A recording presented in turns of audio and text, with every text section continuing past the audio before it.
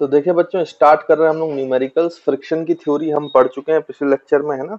अब उससे related numericals और भी कुछ कॉन्सेप्ट हैं फ्रिक्शन के, वो हम एग्जांपल्स के थ्रू और न्यूमेरिकल्स के थ्रू ही समझेंगे आगे चलकर, है ना। उसी में आपको ज्यादा अच्छे से समझ में आएगा और साथ में थ्योरी भी कवर होती जाएगी, है ना। तो उसके लिए आपको अलग से टेंशन लेने की जरूरत है नहीं। तो देखो, सबसे बेसिक एग्जांपल से हम क्वेश्चन से चालू करते हैं। आपको ये पूछा गया है भाई कि ये एक सरफेस है, इस सरफेस पे एक ब्लॉक है। ब्लॉक जो है बच्चों वो 5 kg का रखा हुआ ब्लॉक है। इसमें आपने फोर्स लगाया है कैपिटल एफ, है ना। और यहाँ पे फ्रिक्शन है, कोफिशिएंट ऑफ फ्रिक्शन आपको दिया हुआ है। तो कोफिशिएंट ऑफ स्टैटिक फ्रिक्शन है 0.6 और कोफिशिएंट ऑफ काइनेटिक फ्रिक्शन है 0.4। जैसा कि आपको पता ही है, स्टैटिक फ्रिक्शन का कोफिशिएंट काइनेटिक फ्रिक्शन के कोफिशिएंट से बड़ा होता है ना। तो इस हिसाब से यहाँ पे वैल्यूज दी गई हैं। अब आपसे क्वेश्चन क्या पूछा जा रहा है कि find the acceleration of block. आपको ब्लॉक का एक्सेलरेशन बताना है इफ एफ वेरीज। अगर ये जो फोर्स है ये लगातार चेंज हो रहा है, तो मैं कैसे चेंज हो रहा है मैं आपको बताता चलता हूँ, है ना। तो पहले जो ये फोर्स है एफ, जो एक्सटर्नल फोर्स अप्लाइड है, वो बच्चों कितना है। तो पहले केस में ये फोर्स जो है, यहाँ पे हम फर्स्ट केस लें तो फर्स्ट केस के लिए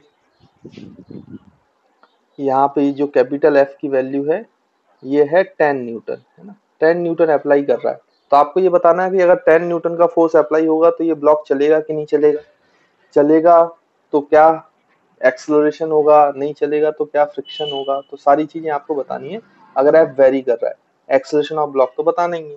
तो सबसे पहले तो आप बच्चों क्या करें कि इसका एफबीडी बना के, जब भी सॉल्यूशन करें तो सबसे पहले एफबीडी बना के मैक्सिमम फोर्स निकाल दिया करें, लिमिटिंग फ्रिक्शन। वो limiting friction maximum value of friction है, वो लगेगा हमेशा ये जरूरी नहीं है। जितना रिक्वायरमेंट है उतना ही लगेगा, बट निकाल के तो रखें कि मैक्सिमम कितना लग सकता है। तो हमेशा जब भी आप सॉल्यूशन करें तो मैक्सिमम लिमिटिंग फ्रिक्शन जरूर निकालना चाहिए आपको। तो यहाँ पे देखो, अगर हम 5 kg का एफबीडी बनाएंगे तो ये 5 kg है। ऊपर की तरफ जो है नॉर्मल लग रहा है, नीचे की तरफ जो है ग्रेविटी फोर्स 50 हो जाएगा बच्चों। तो नॉर्मल रिएक्शन की वैल्यू जो है वो mg के बराबर हो जाएगी। तो हम यहाँ पे लिख सकते हैं कि नॉर्मल जो है वो mg के बराबर हो गया है, यानी कि आपका 50 के बराबर है। तो यहाँ पे अगर maximum value of static friction लगेगा तो वो कितना लगेगा, स्टैटिक फ्रिक्शन का कोफिशिएंट इनटू नॉर्मल, तो वो है 0.6 इंटू 50। तो मैक्सिमम फ्रिक्शन जो लग सकता है, लगेगा नहीं, लग सकता है, वो कितना है बच्चों, 30 न्यूटन। और अगर हम काइनेटिक फ्रिक्शन निकालें तो काइनेटिक फ्रिक्शन है coefficient of kinetic friction into normal reaction. तो काइनेटिक फ्रिक्शन कितना लगेगा, अगर लगेगा तो 0.45 0.4 इंटू 50। तो काइनेटिक फ्रिक्शन जो लग सकता है वो लग सकता है बच्चों कितना, आपका ऑब्वियसली बात है 0.4 इंटू, तो ये 20 न्यूटन है। तो ये आपको दोनों वैल्यू हमने निकाल दी। तो मैक्सिमम जो फ्रिक्शन स्टैटिक लग सकता है, लिमिटिंग फ्रिक्शन, वो 30 न्यूटन लगेगा। और अगर ब्लॉक चल जाएगा तो काइनेटिक फ्रिक्शन लगेगा, और काइनेटिक फ्रिक्शन लगेगा तो वो 20 न्यूटन लगेगा, है ना। ये दोनों चीजें हमने निकाल ली भाई। उसके बाद आप ध्यान से देखो तो इस पे फोर्स कितना लग रहा है भाई। अभी एक्सटर्नल फोर्स ये एफ कितना लगा, 10 न्यूटन, है ना। पहला केस तो यही बोल रहा है कि 10 न्यूटन का फोर्स लग रहा है, एफ वेरी कर रहा है तो पहली बार में 10 न्यूटन लगा।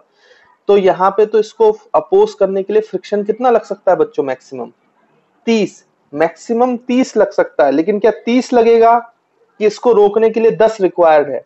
तो जो रिक्वायर्ड है वही लगेगा, 30 नहीं लगेगा। इसको रोकने के लिए उसको 10 सफिशियंट है।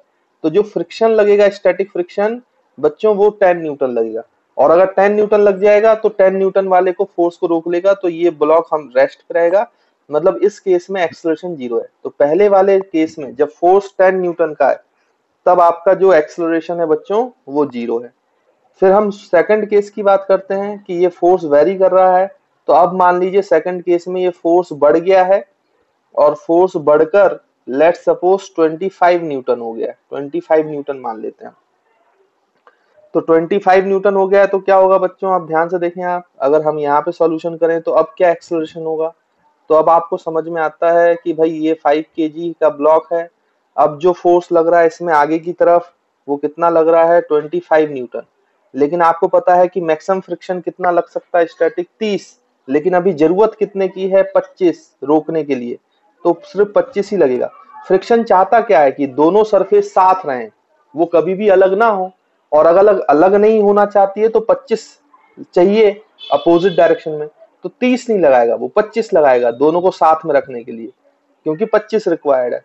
तो अभी भी ये ब्लॉक बच्चों रेस्ट पे रहेगा, आप जैसा समझ पा रहे होंगे। और एक्सेलरेशन अभी भी इस ब्लॉक का कितना होगा बच्चों, 0 होगा, है ना। इसमें कोई दिक्कत वाली बात मेरे ख्याल से है नहीं। और फ्रिक्शन कितना लगेगा स्टैटिक, तो 25 न्यूटन। तो आई होप आपको ये वाला पॉइंट भी क्लियर होगा। फिर उसके बाद तीसरा आपसे बोला गया कि जो फोर्स है वो वेरी करके अब 30 न्यूटन लगने लगा है। तो जो फोर्स है एक्सटर्नल अप्लाइड फोर्स है वो 30 न्यूटन लगा है। तो इसमें हम देखें तो ये 5 kg का हमारा ब्लॉक है। अब इसमें राइट की तरफ कितना फोर्स लग रहा है बच्चों, 30 न्यूटन। रोकने के लिए मैक्सिमम फोर्स कितना लग सकता है, साथ में रखने के लिए 30, और 30 ही लग रहा है, तो पूरा का पूरा मैक्सिमम फोर्स वो लगा देगा जितना फ्रिक्शन लग सकता है। तो स्टैटिक फ्रिक्शन अब 30 न्यूटन लगेगा, और 30 न्यूटन लग के इसको रेस्ट पे ही रखेगा। रेस्ट पे रहेगा मतलब अभी भी एक्सेलरेशन कितना होगा बच्चों, 0 रहेगा, है ना। तो इसमें भी अभी भी कोई दिक्कत नहीं है। उसके बाद फोर्थ केस में क्या होगा, फोर्थ केस में हम देखें ये फोर्स फिर से वेरी करेगा, और मान लीजिए फोर्स वेरी करके अब लग रहा है 35 न्यूटन का फोर्स। अब फोर्स वेरी कर गया है, 35 न्यूटन लग रहा है, तो अब क्या होगा बच्चों, ध्यान से देखें अगर हम, तो यहाँ पे अब ये 5 kg का ब्लॉक है, ये 35 न्यूटन लग रहा है। रोकने के लिए ये कितना लगा सकता था बच्चों, 30। लेकिन अब रुकेगा थोड़ी ना, क्योंकि एक्सटर्नल फोर्स 30 से ज्यादा हो गया, तो ये चल जाएगा। अगर ये चलना चालू हो गया तो फिर स्टैटिक नहीं लगता बच्चों, चलने के बाद ये क्या लगेगा, यहाँ पे काइनेटिक फ्रिक्शन लगेगा, डेट इज 20 न्यूटन। ये बात आपको ध्यान में रखना। 35 जैसी 30 से ऊपर हुआ तो ये चल गया, और अगर एक बार चल गया तो फिर स्टैटिक नहीं लगता, फिर कौन सा फ्रिक्शन लगेगा, लगातार काइनेटिक फ्रिक्शन लगेगा। तो अब इस बॉडी का एक्सेलरेशन होगा राइट की तरफ, कितना एक्सेलरेशन होगा, तो नेट फोर्स, एक्सेलरेशन को हम लिख सकते हैं net force divide by mass of the body. तो एक्सेलरेशन आ जाएगा बच्चों net force 35 by minus 20 divide by 5। तो एक्सेलरेशन की वैल्यू आ जाएगी 15/5, that is equals to 3 metre per second square. तो ये जो बॉडी है ये 3 मीटर पर सेकंड स्क्वायर से आगे की तरफ मूव करेगी, है ना। उसके बाद जब 35 न्यूटन फोर्स हुआ, फिर से एफ वेरी कर गया। तो फिफ्थ केस में 35 न्यूटन के बाद वेरी करके मान लीजिए एफ जो है वो वापस से कितना हो जाता है, 25 हो जाता है।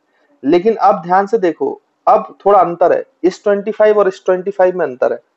पहले जब ये 25 लगा था तब बॉडी चल नहीं रही थी बच्चों। अब जो 25 लगा है तो इस समय बॉडी मूव कर चुकी है, उसकी वेलोसिटी इधर, और फोर्स जो है वो वेरी करके 25 न्यूटन हो चुका है। और अगर चल चुकी है बॉडी, क्योंकि 35 से 25 हुआ ना, तो बॉडी तो चल रही थी, और अगर वो चल रही थी तो ऑब्वियस सी बात है जो फ्रिक्शन लग रहा था वो काइनेटिक फ्रिक्शन था। पहले बॉडी चली नहीं थी तो स्टैटिक लग रहा था, इसलिए वो रेस्ट पे था। अब वो चल चुकी है तो पीछे की तरफ अब काइनेटिक फ्रिक्शन लग रहा है, मतलब 20 न्यूटन का फोर्स ही लगेगा, फ्रिक्शन फोर्स जो है। और 20 न्यूटन का लगेगा तो एक्सेलरेशन अब आप निकाल सकते हो, एक्सेलरेशन चेंज हो जाएगा, net force that is 25 minus 20 divide by mass 5 kg which is equals to 5/5। तो एक्सेलरेशन बिकम्स, अब उसका acceleration 1 metre per second square. तो देखो ये एक्सेलरेशन है, पहले जब 25 तो चला नहीं था तो स्टैटिक फ्रिक्शन उसको रोक लिया था। अब वो क्योंकि बॉडी चल चुकी है, उसके बाद 25 न्यूटन हुआ है, तो चल चुकी है तो काइनेटिक ही लगेगा। इसका मतलब बॉडी अभी भी चलेगी ही, क्योंकि काइनेटिक से ज्यादा है अप्लाइड फ्रिक्शन, है ना, अप्लाइड फोर्स, है ना, इसलिए वो एक्सेलरेशन जो है उसका 1 metre per second square. I hope यहाँ पे बहुत सारे एग्जाम्पल, मतलब एक ही क्वेश्चन में मैंने कई सारे एग्जाम्पल ले लिए हैं। आपको स्टैटिक और काइनेटिक फ्रिक्शन कब लगेगा, कैसे लगेगा, ये सारी बातें क्लियर होंगी, समझ में आई होंगी। तो इसको बच्चों जल्दी से नोट कर लो। तो देखें स्टूडेंट और कैसे क्वेश्चंस पूछे जाते हैं। आपसे ये क्वेश्चन पूछा जाएगा भाई कि मान लीजिए कि ये सरफेस है ना, सरफेस रफ है, सरफेस का जो कोफिशिएंट दिया हुआ है फ्रिक्शन का वो 0.6 दिया हुआ है। अगर आपको म्यू एस और म्यू के अलग अलग नहीं दिया है तो आप उसको एक ही मान लो, कोई दिक्कत वाली बात नहीं है। यहाँ पे हमने ब्लॉक मान लिया है, ब्लॉक जो है वो बोल रहा है कि 5 kg का ब्लॉक है। 5 kg पे ब्लॉक पर ऐसे एक फोर्स लगाया जा रहा है इंक्लाइन 10 न्यूटन का, हॉरिजॉन्टल के साथ 37 डिग्री का एंगल बन रहा है, ये उसने बता दिया है आपको। और एक फोर्स ऐसे भी लगाया जा रहा है इस तरीके से, और ये जो है हॉरिजॉन्टल के साथ, ये जो फोर्स है हॉरिजॉन्टल के साथ 45 डिग्री का एंगल बना रहा है। और ये जो फोर्स है इसकी वैल्यू 20√2 न्यूटन है ना बच्चा, 20√2 न्यूटन। मेरे ख्याल से दिखाई दे रहा होगा आप लोगों को, ये तो फिर से लिख देता हूँ मैं, यहाँ पे लिख देता हूँ, ये जो फोर्स है ये 20√2 न्यूटन का फोर्स। तो इस तरीके से फोर्स लग रहा है।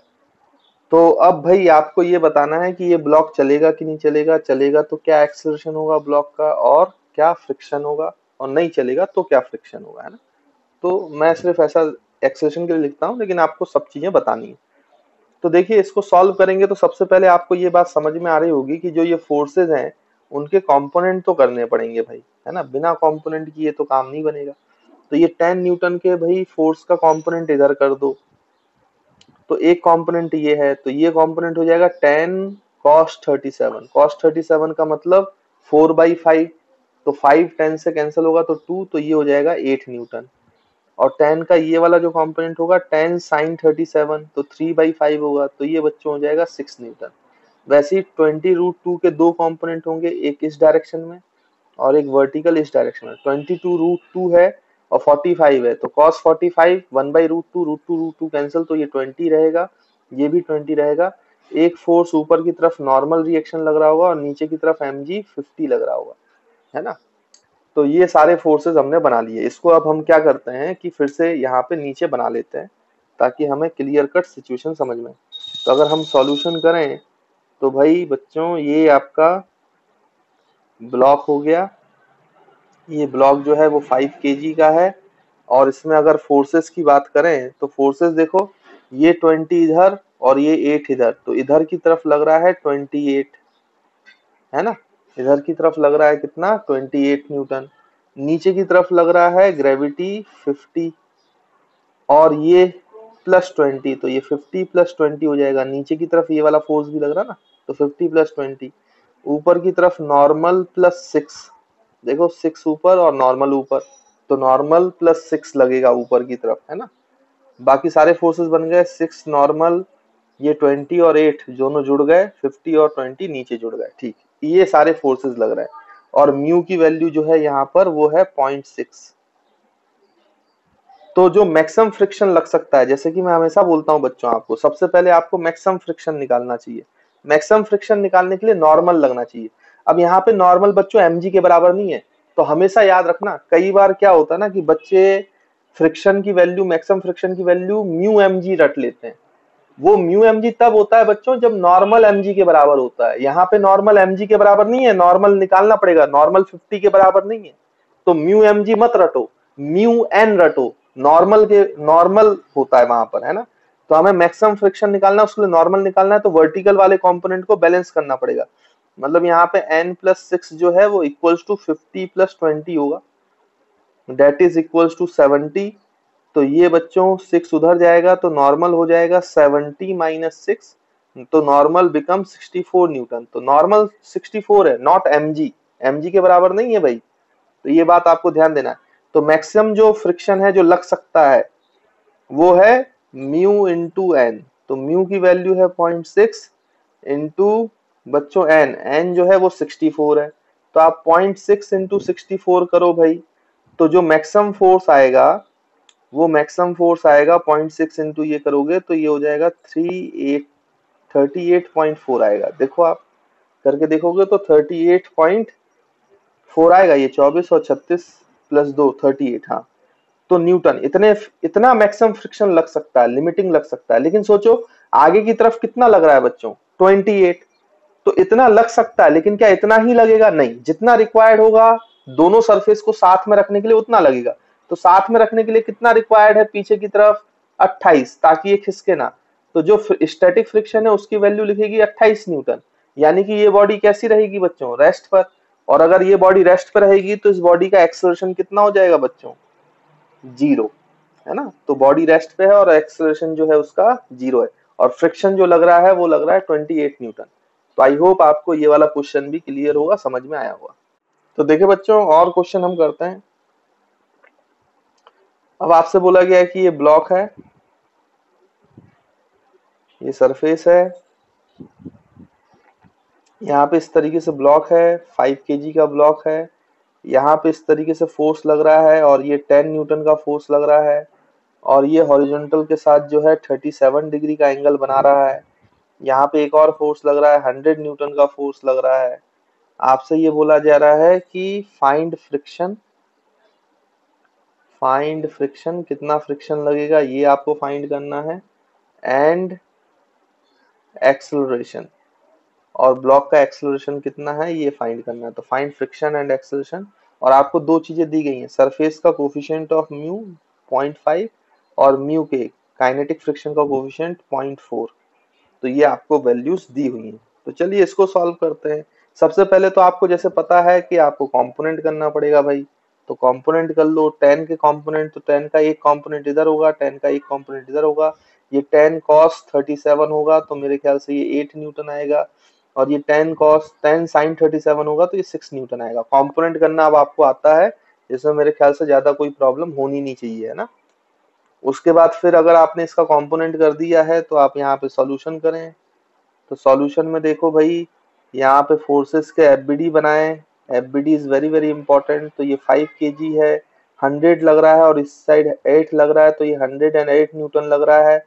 ऊपर की तरफ नॉर्मल लग रहा है, नीचे की तरफ mg 50 लग रहा है, और नीचे की तरफ एक और फोर्स है बच्चों, ये 6 न्यूटन। तो ये 50 + 6 हो जाएगा, है ना, इस तरीके से। अब हम क्या करेंगे कि सबसे पहले आपको नॉर्मल निकालना चाहिए। नॉर्मल हमेशा म्यू mg के बराबर नहीं होता, ये बात हमें याद रखनी चाहिए। तो नॉर्मल जो है वो 50 + 6 के बराबर है वर्टिकल में, क्योंकि एक्सलेट नहीं कर सकता ब्लॉक। तो ये 56 न्यूटन है। अच्छा, ये 56 आ गया है, तो मैक्सिमम वैल्यू ऑफ फ्रिक्शन निकालो। मैक्सिमम वैल्यू ऑफ फ्रिक्शन निकालेंगे तो static friction into normal, static friction है 0.5 इंटू 56, तो दिस विल बिकम्स 28 न्यूटन। अब देखो मैक्सिमम फ्रिक्शन जो लग सकता है बच्चों वो 28 है, बट ये तो 108 लग रहा है, इससे तो कई ज्यादा गुना ज्यादा है, तो ये ब्लॉक चल जाएगा। और अगर ब्लॉक चल जाएगा तो फिर कौन सा फ्रिक्शन लगेगा, फिर स्टैटिक फ्रिक्शन नहीं लगता। चलने के बाद ब्लॉक में केवल काइनेटिक फ्रिक्शन लगता है। अब काइनेटिक फ्रिक्शन की वैल्यू हमें निकालनी पड़ेगी। तो काइनेटिक फ्रिक्शन की वैल्यू कितनी हो जाएगी, म्यू के इंटू एन। तो म्यू के की वैल्यू 0.4 है, एन की वैल्यू 56 है। तो एफ के जो है काइनेटिक फ्रिक्शन की वैल्यू वो कितनी आ जाएगी बच्चों, इसको अगर आप सॉल्व करोगे तो ये 22.6 आएगा, सॉरी 22.4 आएगा, 22.4 न्यूटन अगर आप निकालोगे। देखो 4 6 या 24 और 4 5 या तो 22.4 आएगा। तो इसका मतलब काइनेटिक फ्रिक्शन जो लग रहा है वो 22.4 न्यूटन लग रहा है।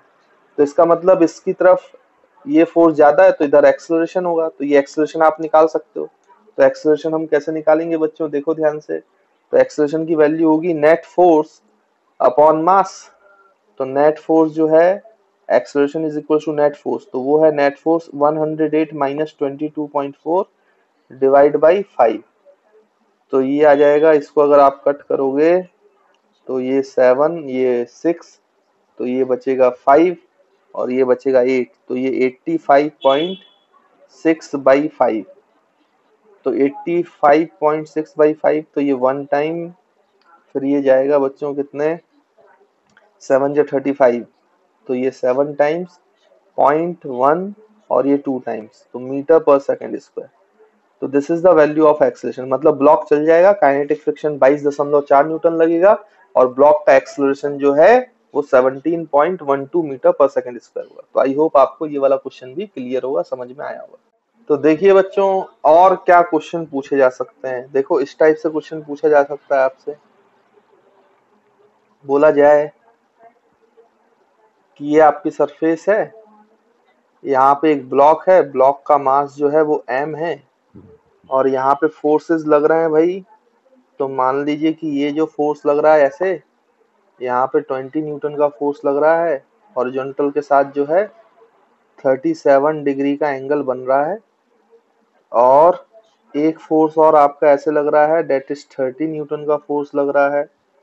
फिर आपका ऐसे एक इंक्लाइन फोर्स लग रहा है। तो ये जो बच्चों इंक्लाइन फोर्स लग रहा है ये आपका 20 न्यूटन का फोर्स लग रहा है, और हॉरिजॉन्टल के साथ जो है ये 20 न्यूटन का फोर्स जो है 53 डिग्री का एंगल बना रहा है ना। तो इस तरीके से आपसे बोला गया है। फिर इसमें आपको क्वेश्चन ये पूछा गया है, यहाँ पे जो कोफिशिएंट ऑफ फ्रिक्शन है वो आपको दिया हुआ है म्यू इज इक्वल्स टू 0.5, तो 0.5 दिया हुआ है, और क्वेश्चन आपसे पूछा जा रहा है कि फाइंड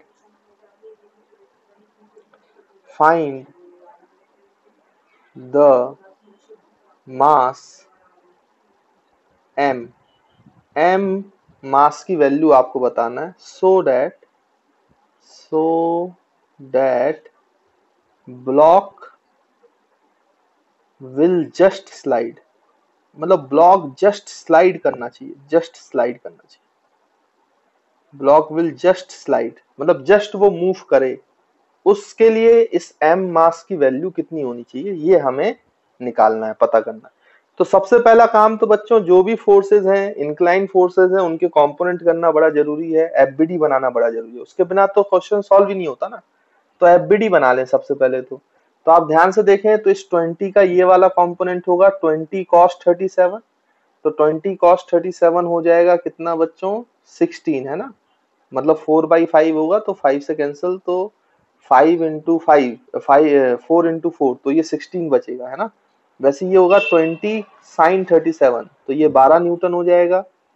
फिर ये 20 का ये वाला कंपोनेंट, तो ये 20 cos 53, तो ये 12 न्यूटन हो जाएगा, और ये वाला कंपोनेंट 20 sin 53, तो ये 16 न्यूटन होगा। ये सब आपको पता है ना। ये नॉर्मल रिएक्शन होगा, नीचे mg फोर्स लगेगा, तो ये हमारा एफबीडी बन गया बच्चों। और इसको अच्छे से बना लेते हैं ताकि क्लैरिटी से हमें समझ में आए चीजें। तो अगर हम नीचे सॉल्यूशन करेंगे तो सॉल्यूशन में देखो हम ब्लॉक बना लेते हैं, ब्लॉक का मास जो है वो m है। अब क्या क्या फोर्सेस लग रहे हैं वो जल्दी से हम यहाँ पे बना लेते हैं बच्चों, देखिए। तो ऊपर से हम देखें तो 16 + 30 + 12, तो 16 + 12 हो जाएगा बच्चों 28, और 30 हो जाएगा 58। तो इधर लग रहा है फोर्स 58, है ना, मैंने सबको कंबाइन कर दिया जो हॉरिजॉन्टल डायरेक्शन वाले थे। तो 12 + 16 जो है 28, और प्लस 30, तो ये 58 हो गया। ऊपर जो है वो आएगा नॉर्मल + 12, नीचे आ रहा है mg + 16, है ना बच्चों। तो नॉर्मल + 12, अच्छा 12 + 12, नॉर्मल + 12 ये वाला, है ना, और नीचे आ रहा है mg + 16, तो नीचे हमने बना दिया mg + 16। तो आई होप आपको क्लियर है। अब ये बोल रहा है कि ब्लॉक जस्ट स्लाइड कर रहा है। अगर ये ब्लॉक जस्ट स्लाइड करेगा तो बच्चों मैक्सिमम फ्रिक्शन कितना होना चाहिए, मैक्सिमम फ्रिक्शन, ये जस्ट खिसकना चालू कर दे तो मैक्सिमम फ्रिक्शन की वैल्यू होनी चाहिए 58 न्यूटन के बराबर, तभी तो ये जस्ट स्लाइड करेगा 58 न्यूटन पर, है ना। तो मैक्सिमम फ्रिक्शन की वैल्यू होनी चाहिए बच्चों, अगर इसको जस्ट स्लाइड करना है तो कितना होना चाहिए 58 न्यूटन के बराबर। और अगर मैक्सिमम फ्रिक्शन को 58 न्यूटन होना है तो नॉर्मल कितना होना चाहिए वो हम निकाल लेते हैं। यहाँ पे म्यू हमें पता है, म्यू कितना है भाई, म्यू जो है वो 0.5 है ना। तो हम यहाँ पे लिख सकते हैं maximum friction must be equals to 58 Newton for just sliding of block, for just sliding of block। और मैक्सिमम फ्रिक्शन है तो उसको हम म्यू एन लिख सकते हैं, तो mu into N must be equals to 58 newton, और म्यू की वैल्यू है 0.5, एन इक्वल्स टू 58 न्यूटन। तो नॉर्मल रिएक्शन कितना होना चाहिए बच्चों, अगर इसको जस्ट स्लाइड होने के लिए मैक्सिमम फ्रिक्शन इतना चाहिए, तो 0.5 नीचे आएगा, 1/2 आएगा, तो 2 से मल्टीप्लाई हो जाएगा ये, तो 58 इंटू 2 हो जाएगा 1116 न्यूटन। तो बच्चों नॉर्मल रिएक्शन जो है अगर इसको जस्ट स्लाइड करना है तो नॉर्मल रिएक्शन की वैल्यू 1116 होना चाहिए। अब हमें mg चाहिए, और ये दोनों जो है वो एक दूसरे को कैंसिल आउट करेंगे, तो normal + 12 must be equals to mg + 16। तो भाई यहाँ पर आप नॉर्मल की वैल्यू 116 रख दो, तो 116 + 12 is equals to m, g की वैल्यू बच्चों 10 रख दो प्लस 16 रख दो, तो यहाँ से 10m इज इक्वल्स टू, ये 16 उधर जाएगा तो 116 प्लस 12 माइनस 16, तो माइनस 16 करोगे तो 100 बचेगा प्लस 12 बचेगा, तो m जो है वो आ जाएगा 112/10। तो मास की वैल्यू कितनी होनी चाहिए बच्चों, 11.2 kg। तो जब इतना मास होगा तो जो ये फोर्सेस लग रहे हैं उस पे ये जो ब्लॉक है ये जस्ट स्लाइड करेगा। तो आई होप आपको क्लियर हुआ होगा बच्चों कि किस तरीके से इस क्वेश्चन को सॉल्व करना चाहिए। तो इस तरीके से आपका ये मास निकल आएगा। तो आई होप आपको ये वाला क्वेश्चन भी क्लियर होगा। अब देखिए बच्चों, एक यहाँ पे छोटा सा कॉन्सेप्ट है जिसको यहाँ पे हमें समझना चाहिए। जैसे मैं यहाँ पे पहली चीज आपसे बोलूं तो पहला है pushing of block. Pushing of block, किसी एंगल पे अगर आप ब्लॉक को पुश करते हैं बच्चों तो कैसे पुश करेंगे, देखो ध्यान से। तो पुशिंग ऑफ ब्लॉक में क्या है कि मान लीजिए कि ये सरफेस है, यहाँ पे ये ब्लॉक इस तरीके से है, ब्लॉक का मास जो है वो m है, और आप इस ब्लॉक को ऐसे पुश कर रहे हैं, लेट्स सपोज पुश कर रहे हैं, और मैं आपसे बोल रहा हूं कि किसी एंगल थीटा पे आप पुश कर रहे हो, है ना। तो लेट्स सपोज ये एंगल थीटा है जिसपे आप पुश कर रहे हो, हॉरिजॉन्टल से ये एंगल थीटा है जिसपे आप ये पुश कर रहे हो, और पुश कर रहे हो F फोर्स से, फोर्स F लगा रहे हो। तो ये पुशिंग से ब्लॉक का खिसकाना आसान होता है कि पुलिंग से होता है। पुलिंग के बारे में भी समझेंगे, पहले हम पुशिंग के बारे में देखते हैं। तो सबसे पहले बात देखें कि पुशिंग में क्या होगा। जो पुशिंग में हमें F फोर्स रिक्वायर्ड है वो कितना फोर्स लगेगा बच्चों पुशिंग करने में, किसी एंगल थीटा पे जब हम लगाते हैं या जो भी हमें लगाना पड़ेगा तो उसमें मैक्सिमम फ्रिक्शन कितना होगा। जिसमें फ्रिक्शन की वैल्यू ज्यादा होगी, ऑब्वियस सी बात है उसको पुश करना या उसको मूव करना ज्यादा वो होगा, डिफिकल्ट होगा, है ना। तो हम यहाँ पे देखो सबसे पहले तो एफबीडीज बना लेते हैं। तो अगर हम यहाँ पे एफबीडी बनाएंगे तो इस एफ फोर्स का एक फोर्स कंपोनेंट ये हो जाएगा जो एफ कॉस थीटा हो जाएगा, इसका एक कंपोनेंट ये हो जाएगा जो एफ साइन थीटा हो जाएगा, और यहाँ पे नॉर्मल रिएक्शन ऊपर की तरफ और नीचे एमजी फोर्स। तो मैंने जैसे आपको बताया नॉर्मल हमेशा एमजी के बराबर नहीं होता है, इसलिए आप मैक्सिमम फोर्स म्यू एमजी मत रटो, किताबों में ऐसा लिखा रहता है।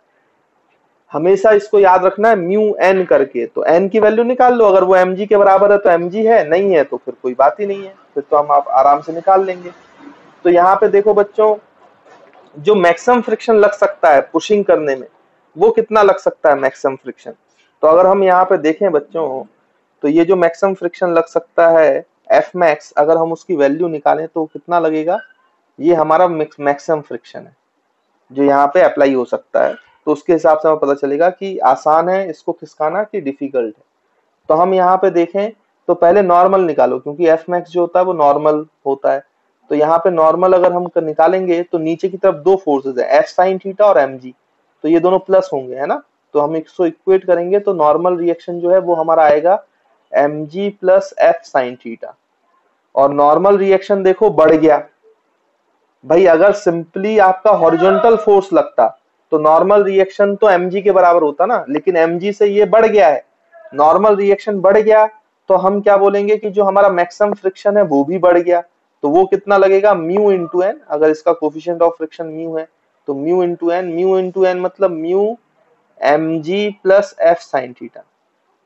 तो मतलब किसी एंगल पे अगर आप ब्लॉक को पुश करोगे तो उसमें फ्रिक्शन बढ़ जाता है, और फ्रिक्शन बढ़ जाता है तो उसको मूव करना डिफिकल्ट हो जाता है।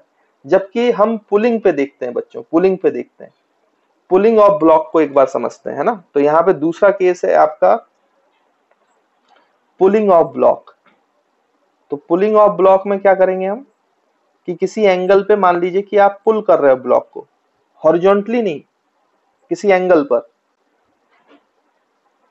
ऐसे, ये एंगल थीटा, मान लीजिए ये एंगल थीटा है, तो इस तरीके से हम पुल कर रहे हैं, इसको फोर्स लगा रहे हैं और ब्लॉक को पुल कर रहे हैं किसी एंगल पर। तो यहाँ पे अगर हम इसका एफबीडी बनाएंगे तो ये हो जाएगा एफ कॉस थीटा, ये हो जाएगा बच्चों आपका एफ साइन थीटा, ये ऊपर की तरफ एक और नॉर्मल हो जाएगा, नीचे की तरफ mg फोर्स हो जाएगा अगर इसका मास m है ना, ये सब आपको पता है। और मान लीजिए कोफिशिएंट ऑफ फ्रिक्शन म्यू है, तो अब जो मैक्सिमम फोर्स लगेगा एफ मैक्स वो कितना हो जाएगा बच्चों? मैक्सिमम फोर्स की वैल्यू आप देखो घटेगी कि बढ़ेगी, तो वो हम निकाल लेते हैं। तो ऊपर की तरफ normal plus F sine theta है और नीचे की तरफ जो है वो mg है।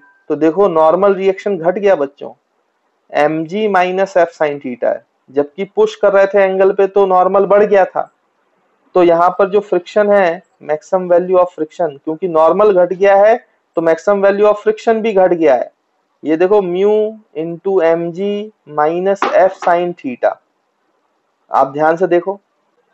तो यहाँ पे ये जो मैक्सिमम वैल्यू ऑफ फ्रिक्शन है, तो पुलिंग करना किसी एंगल पे ज्यादा आसान है।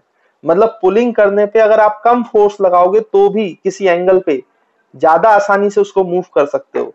हॉरिजॉन्टल से भी आसान है। क्यों भाई? क्योंकि अगर आपने हॉरिजॉन्टल फोर्स लगाया तो नॉर्मल रिएक्शन जो है वो mg के बराबर होगा बच्चों।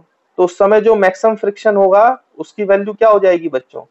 म्यू इंटू एन, और एन जो है वो mg के बराबर होगा, mg। ये तब है जब आप हॉरिजॉन्टल फोर्स लगा रहे हो। तो हॉरिजॉन्टल फोर्स में तो म्यू mg है ना, लेकिन म्यू mg से भी कम क्या है? देखो mg में f sin थीटा माइनस हो रहा है, तो नॉर्मल और कम हो गया है, mg से भी कम हो गया है। तो इसका मतलब आप हॉरिजॉन्टल फोर्स लगाओगे तो उसमें मिनिमम फोर्स नहीं मिलेगा, वो मिनिमम फोर्स नहीं है।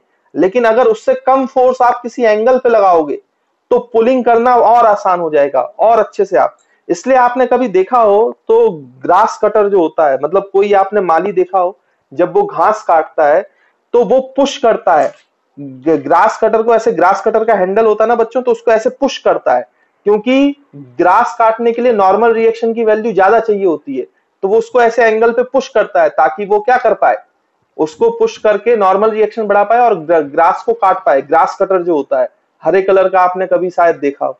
और जब उसको ले जाना होता है, घास नहीं काटनी होती, ले जाना होता है, तो वो पीछे ऐसे पकड़ के पुल कर लेता है, ऐसे पुल करके ले जाता है अपने पीछे से, क्योंकि उसको ले जाना आसान होता है। उस एंगल पे अगर वो पुल करेगा तो बहुत कम फोर्स में ये जो ब्लॉक है बच्चों वो मूव कर जाएगा, यानी कि वो ग्रास कटर आसानी से मूव कर पाता है।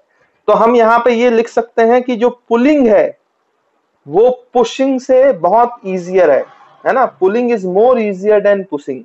तो ये आपको याद रखना पड़ेगा भाई, ये किताबों में आपका लिखा रहता है, तो इसको मेरे ख्याल से आप समझ गए होंगे, तो आप पढ़ेंगे तो आपको समझ में आ जाएगा।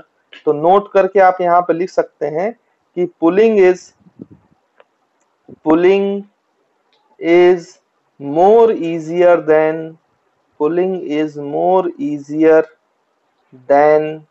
Then pushing. तो पुश करने से पुल करना बहुत ही ज्यादा आसान है, क्योंकि पुल करने पे नॉर्मल रिएक्शन घट जाता है तो मैक्सिमम फ्रिक्शन की वैल्यू भी घट जाती है।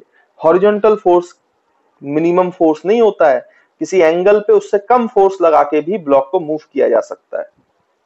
तो आई होप बच्चों आपको ये वाला पॉइंट भी क्लियर हो। देखिए बच्चों, जैसे मैंने आपको बोला कि अगर हॉरिजॉन्टल फोर्स लगा रहे हो तो ब्लॉक को मिनिमम फोर्स कितना चाहिए खिसकाने के लिए? म्यू mg, क्योंकि मैक्सिमम फोर्स की फ्रिक्शन यही लगेगा, तो कम से कम म्यू mg। लेकिन क्या अगर अगर हम एंगल पे पुल करें तो इससे कम फोर्स में भी हमारा काम चल सकता है, इससे कम फोर्स में भी हम उसको खिसका सकते हैं।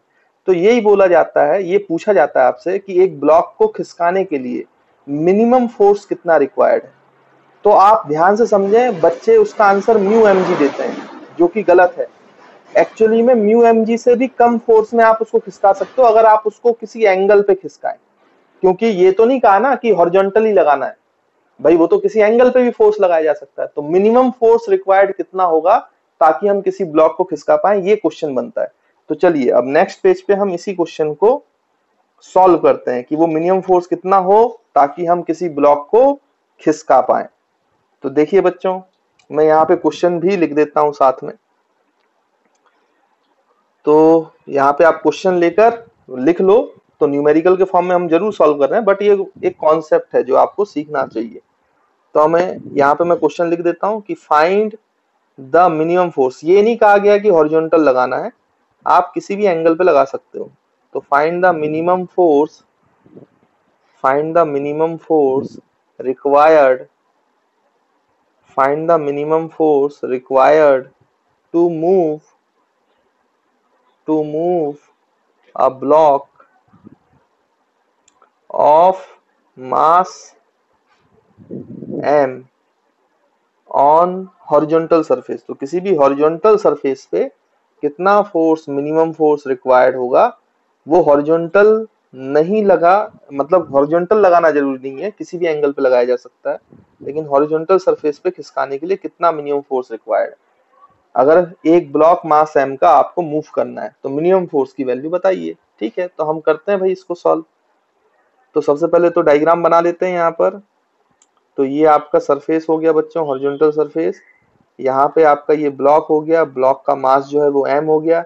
अब मिनिमम फोर्स के लिए जैसा मैंने आपको बताया कि उसको हॉरिजॉन्टल लगाना जरूरी नहीं है, आपको पता है कि पुलिंग जब हम करते हैं तो कम फोर्स में भी इसको मूव कराया जा सकता है, क्योंकि pulling is more easier than pushing.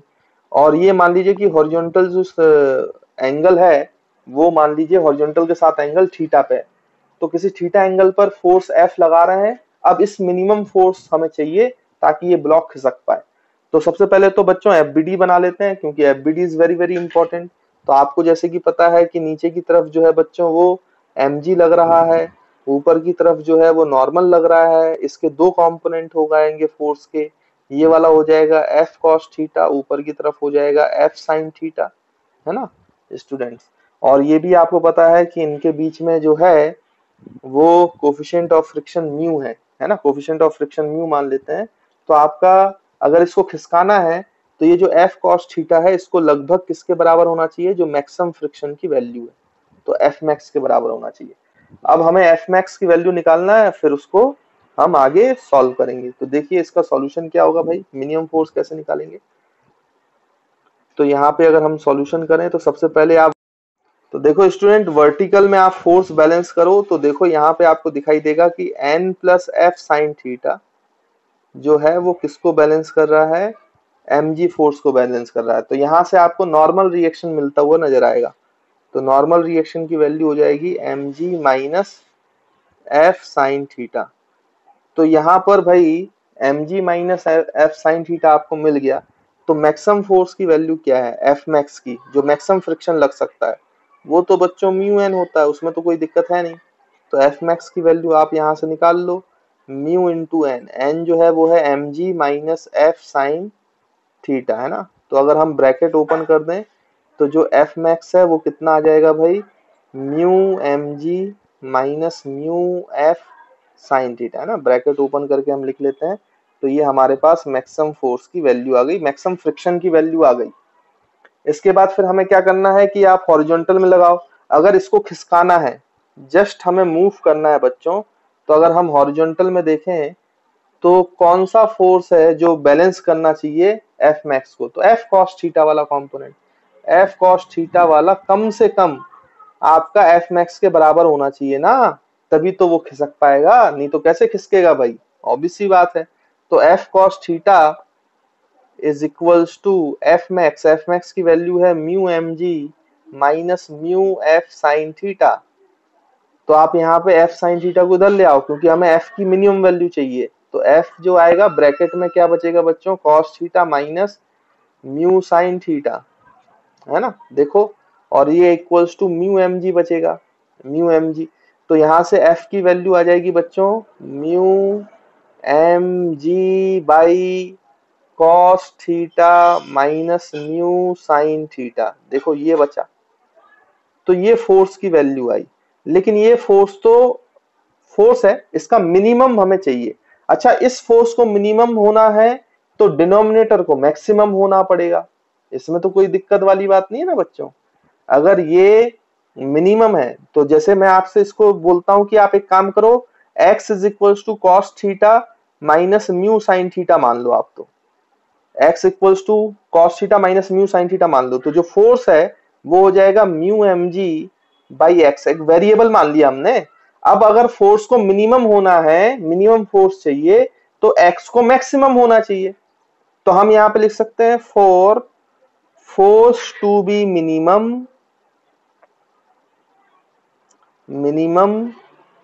Then x must be maximum, x must be maximum. अगर फोर्स को मिनिमम होना है तो x को मैक्सिमम होना पड़ेगा, तभी तो फोर्स मिनिमम होगा, नहीं तो कैसे होगा बोलिए भाई। तो x की वैल्यू तो ये, और x को अगर मैक्सिमम होना है तो किसके रेस्पेक्ट में मैक्सिमम होना है, थीटा। ये ऐसा एंगल होना चाहिए कि आपका x जो है वो मैक्सिमम होना चाहिए। और मैक्सिमम निकालने के लिए बच्चों अब आप याद करो डिफरेंशिएशन का, मैक्सिमम मिनिमा का कॉन्सेप्ट। तो मैक्सिमम के लिए आपको क्या करना पड़ेगा, dx by with respect to theta, ये मस्ट बी इक्वल टू 0 होना चाहिए, तब तो x मैक्सिमम होगा, और x मैक्सिमम होगा तो f मिनिमम होगा। तो dx बाई dt जो है हम 0 कर देते हैं। तो भाई यहाँ पे x की वैल्यू क्या है, ये हो जाएगा d by D theta, bracket में x की वैल्यू है cos theta minus mu sine theta is equals to 0। अब इसको हम फर्दर सॉल्व करते हैं बच्चों। तो अगर हम फर्दर सॉल्व करेंगे तो क्या लिखेंगे, cos थीटा का डिफरेंशिएशन सभी बच्चे जानते हैं माइनस साइन थीटा, और माइनस म्यू, म्यू तो कांस्टेंट है तो बाहर आ जाएगा, है ना बच्चों। और साइन थीटा का जो डिफरेंशिएशन है वो कितना हो जाएगा बच्चों, cos थीटा। तो ये cos theta is equals to क्या हो जाएगा बच्चों, 0। ठीक है ना बच्चों। तो इस तरीके से आप चाहें तो लिख सकते हैं। देखिए बच्चों यहाँ पर एक मिस्टेक हो गई है, जब आप ये म्यू एफ साइन थीटा को इधर ले गए थे तो ये माइनस नहीं होगा, प्लस होगा, है ना। तो मैंने गलती से यहाँ माइनस लिख दिया, तो यहाँ प्लस करो, यहाँ प्लस करो, यहाँ प्लस करोगे, है ना, तो यहाँ भी प्लस आएगा। इसको सही कर लेना बेटा, है ना, साइन का गड़बड़ हो गया, नहीं तो फिर रिजल्ट नहीं आता, है ना। और यहाँ पे भी प्लस आ जाएगा, है ना। तो आई थिंक अब हर जगह पे मैंने लिख दिया है प्लस माइनस, है ना। इसको इधर ले जाओगे तो प्लस हो जाएगा, तो ये बीच में प्लस आएगा। अब आप इसको सॉल्व करोगे तो ये हो जाएगा म्यू कॉस थीटा, और उधर ले जाओगे तो ये साइन थीटा हो जाएगा। तो sine theta upon cos theta, तो ये हो जाएगा टेन थीटा, और tan theta is equals to mu आएगा। मतलब बच्चों थीटा की वैल्यू ये होगी, तब जाकर आपका x जो है वो मैक्सिमम होगा, और अगर x मैक्सिमम होगा तो आपका जो f है वो मिनिमम होगा। अब मिनिमम फोर्स कैसे निकालें, तो हमें थीटा की वैल्यू ये पुट करनी पड़ेगी, लेकिन यहाँ पे तो थीटा कॉस और साइन के टर्म्स में, टेन के टर्म्स में तो है ही नहीं, तो फिर हमें कॉस थीटा और साइन थीटा की वैल्यू यहां से निकालनी पड़ेगी। तो आप एक काम करो, जब भी एक ट्रिग्नोमेट्रिक रेशियो पता होता है तो आप बाकी के ट्रिग्नोमेट्रिक रेशियो बड़े आसानी से निकाल सकते हो। कैसे, उसके लिए मैंने आपको टेक्निक पहले ही बताई हुई है ट्रिग्नोमेट्री में, कि आप हमेशा एक राइट एंगल ट्राइंगल बना लिया करो, और ये एंगल थीटा बना लिया करो। इस एंगल पर आपका x जो है वो मैक्सिमम है और f मिनिमम है, तो ये होगा म्यू बाई 1। तो टेन थीटा होता है परपेंडिकुलर अपॉन बेस, तो परपेंडिकुलर हो गया म्यू और बेस हो गया 1। तो हाइपोटेनिस कितना हो जाएगा बच्चों, ध्यान से देखें, तो 1 प्लस म्यू स्क्वायर। देखो हाइपोटेनिस हो जाएगा 1 प्लस म्यू स्क्वायर। अगर टेन थीटा पे म्यू वैल्यू है तो साइन थीटा उस समय पे, उस थीटा पे साइन थीटा की क्या वैल्यू होगी जिस समय पर x मैक्सिमम है। तो देखो साइन थीटा होगा mu upon root over 1 plus mu, perpendicular upon hypotenuse ना बच्चों। तो ये साइन थीटा की वैल्यू हो गई। और कॉस थीटा की जिस समय पे, जिस थीटा पे x मैक्सिमम है उस थीटा पर कॉस थीटा की वैल्यू क्या होगी, तो कॉस थीटा की वैल्यू होगी 1 upon root over 1 plus mu square. देखो ये हमने लिख लिया। तो ये वैल्यूज उठा के आप किस पे डाल दो बच्चों, ये फोर्स की इक्वेशन पे डाल दो, इस वाली इक्वेशन में, मेन इक्वेशन में। तो फोर्स का क्या मिल जाएगा बच्चों, मिनिमम वैल्यू मिल जाएगी। तो फोर्स की मिनिमम वैल्यू जो है एफ मिनिमम, जो हमें चाहिए किसी ब्लॉक को खिसकाने के लिए एम मास के हॉरिजॉन्टल सरफेस पे, वो आ जाएगा कितना, mu M G divide by, यहाँ पे देखो बच्चों कॉस थीटा आ रहा है, तो कॉस थीटा की जगह ये रख देंगे, तो 1 upon root over 1 plus mu square plus mu, है ना बच्चों, प्लस म्यू हो गया। और इसमें आप रखोगे तो कितना हो जाएगा भाई, साइन थीटा है तो ये हो जाएगा mu divide by root over 1 plus mu square.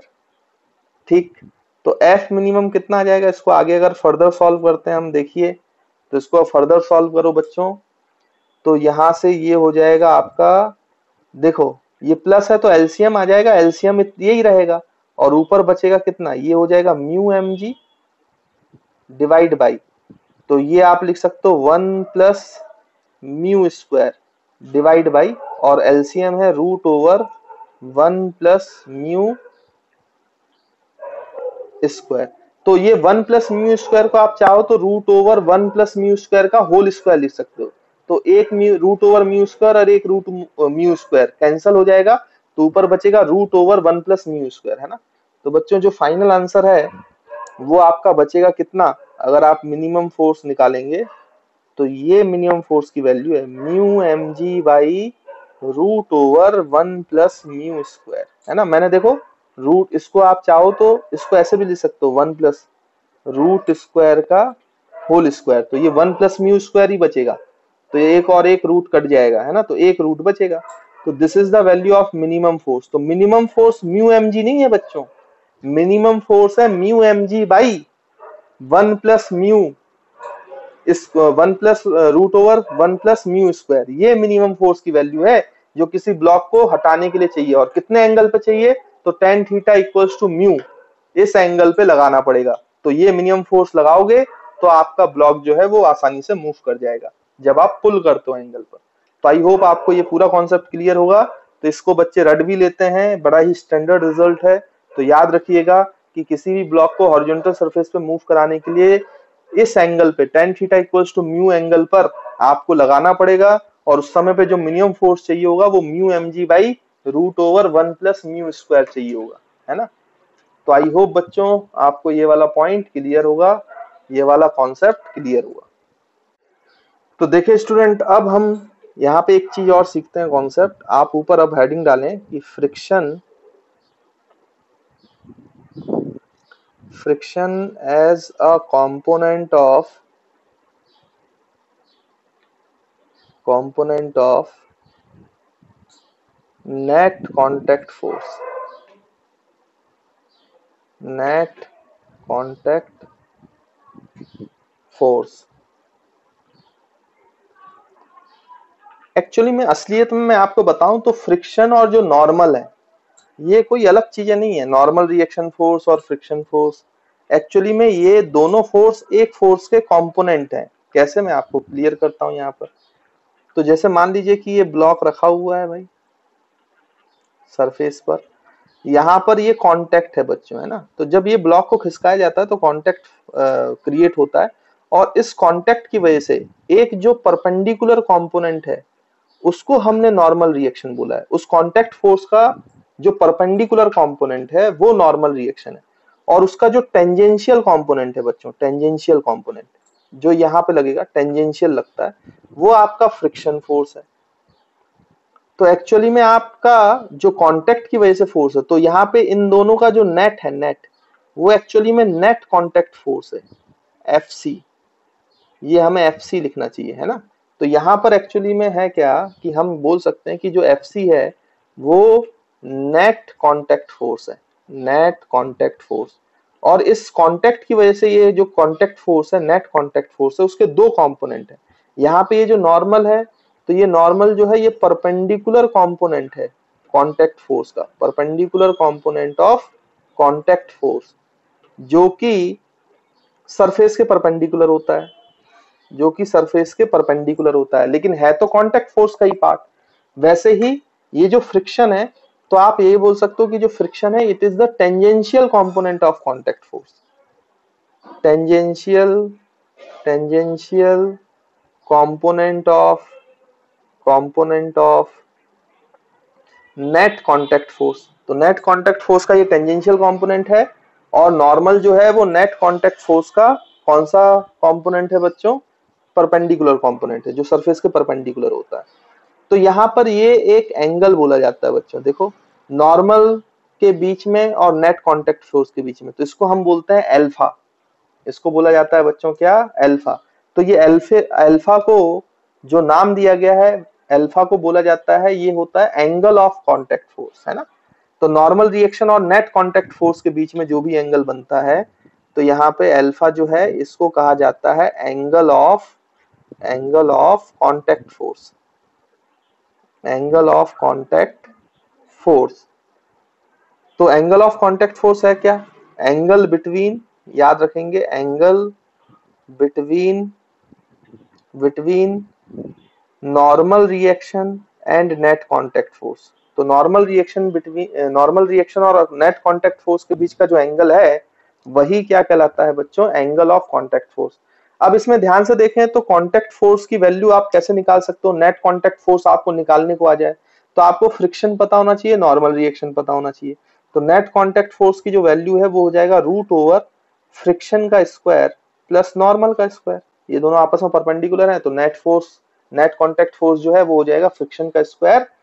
और अगर आप ये अल्फा की वैल्यू निकालना चाहते हैं तो यहां से आप बच्चों tan अल्फा भी निकाल सकते हैं। तो tan अल्फा की वैल्यू क्या हो जाएगी, परपेंडिकुलर अपॉन बेस, तो फ्रिक्शन अपॉन नॉर्मल। तो आप एंगल भी निकाल सकते हो, एंगल ऑफ कांटेक्ट फोर्स, तो ये tan अल्फा से निकल आएगा। और मैग्नीट्यूड ऑफ कांटेक्ट फोर्स जो है वो आपका रूट ओवर फ्रिक्शन का स्क्वायर प्लस नॉर्मल। तो मैंने आपको ये दोनों बता दिया है, कभी भी कांटेक्ट फोर्स पूछा जाए तो आपको ये बताना है।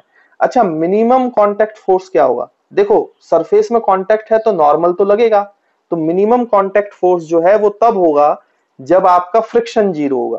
मतलब फ्रिक्शन जीरो हो सकता है ना, लेकिन नॉर्मल रिएक्शन तो लगेगा हमेशा।